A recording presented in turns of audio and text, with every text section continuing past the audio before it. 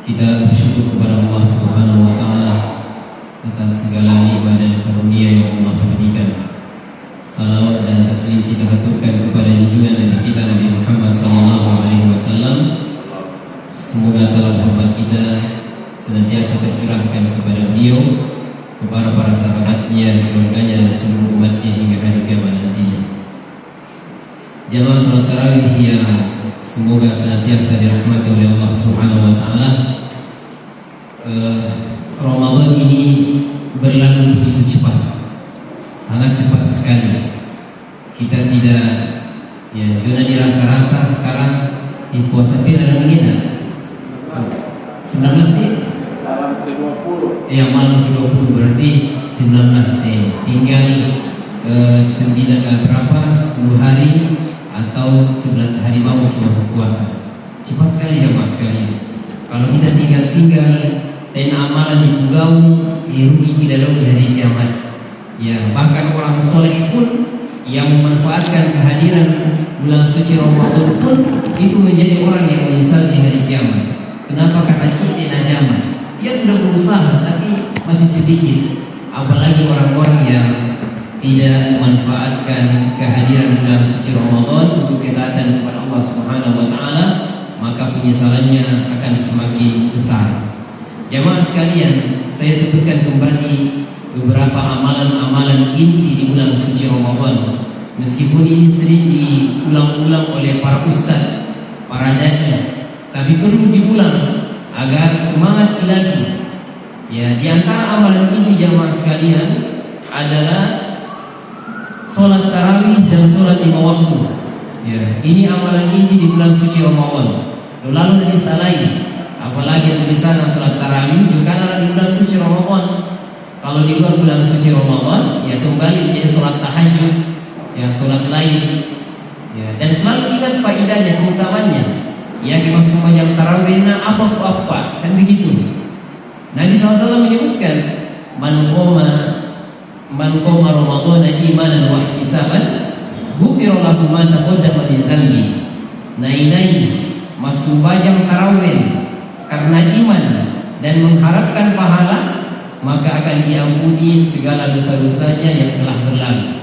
Jadi pas kita keluar dari rumah menuju ke masjid untuk melaksanakan sholat tarawih, selalu ingat faedahnya, keutamaannya. Ya kita jamaah tarawih dihapusi dosa-dosa, sehingga semangat selalu. Jangan sampai awal Ramadan, kedua Ramadan, ketiga Ramadan, perlu tuh masih. Alhamdulillah kita bersyukur. Bahkan biasa lupa-lupa ya masih. Artinya penuh sekali sampai di teras-teras.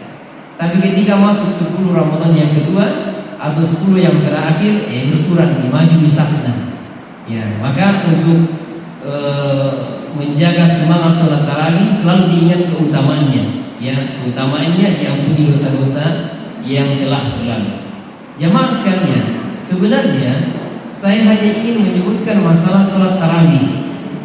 Tapi masalahnya Buddha tuh sembahyang tarawih, tapi juga sembahyang 5 waktu.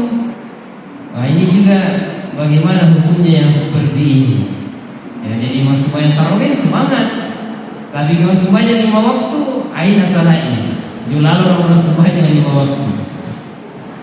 Kalau kita melihat pendapat 4 mazhab yang besar, atau langsung ke surat At-Taubah paling mudahnya, itu disebutkan di dalam Al-Quran, wa ma mana'ahum an tuqbala minhum nafaqatuhum illa annahum kafaru billahi wa bi rasulihi wa la ya'tuna sholata illa wa hum kusala. Jadi di ayat ini Allah jelaskan DN tahu sembahyang 5 waktu dalam keadaan makutu. Jadi sholat 5 waktu tapi dalam keadaan makutu, malas. Di sisi lain dia berinfak. Tapi ternyata ya infakna jodoh tadi pengalaman. Gara-gara dia sholat dalam keadaan makutu. Bagaimana jadinya kalau dia tidak sholat sama sekali tapi dia berinfak? Maka para ulama tafsir mengatakan infaknya sama sekali tidak diterima di sisi Allah Subhanahu wa taala. Sehingga para ulama tafsir ini mengkiaskan kepada seluruh amalan yang ada. Ya, kita tahu sembahyang tarawih ini tapi nyo nama sembahyang 5 waktu, maka tarawihna tidak bernilai pahala di sisi Allah. Ya kita tahu mau puasa ya, tapi nyo nama sembahyang 5 waktu, sama juga puasanya tidak bernilai pahala di sisi Allah Subhanahu wa taala. Sehingga sering kita dengar jamaah sekalian hadis yang masyhur tentang masalah sembahyang 5 waktu. Nah, qala kita inna awwala ma yuhasabu bihi al-'abdu yaumal qiyamati shalah. Yaitu pertama kali dadau dihitung di hari kiamat dari amalan seorang hamba adalah sembahyangnya. Ya kewali sembahyangnya mabalomanan seluruh amalan yang dilakukan. Infaknya, sedekahnya, zakatnya, puasanya bagus semua. Wa idza fasada sa'iru amalihi. Kebalikannya, ya kegaji sembahyangnya bolong-bolongi, marete nasalai, apalagi dia nama sembahyang sama sekali, maka seluruh amalan yang lainnya menjadi rusak.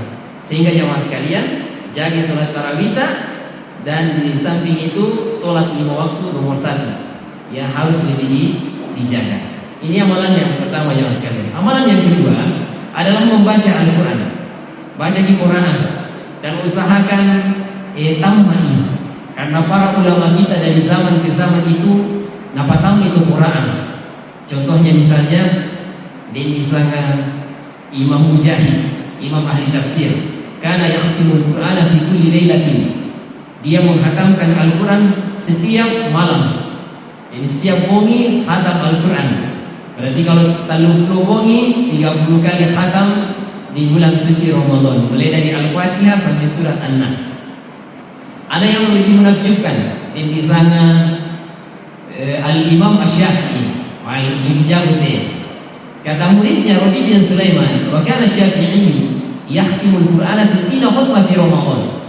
Imam Syafi'i menghatamkan Al-Quran 60 kali di bulan suci Ramadan. Berarti 60 bagi 30 dikoren. Jadi satu hari 2 kali khatam dua kali khatam setiap hari. Subhanallah. Semoga kita juga bisa menghatamkan Al-Quran 60 kali. Yakin jo nanti kuliah dinannamu. Yakin jo nanti kuliah gua isimu. Yang penting khatam jamaah sekalian dan diupayakan. Soro sebanyak 5 waktu macindok koki cinda tu mungkin 10 mandi baca 2 lembar. Setiap selesai sholat baca 2 lembar dapat 10 lembar. 10 lembar itu sama dengan 1 juz. 10 lembar sama dengan 1 juz untuk ukuran mushaf Utsmani. Ya, sehingga kalau 30 hari insyaallah khatam 30 juz. Semoga bermanfaat. Assalamualaikum warahmatullahi wabarakatuh. Waalaikumsalam.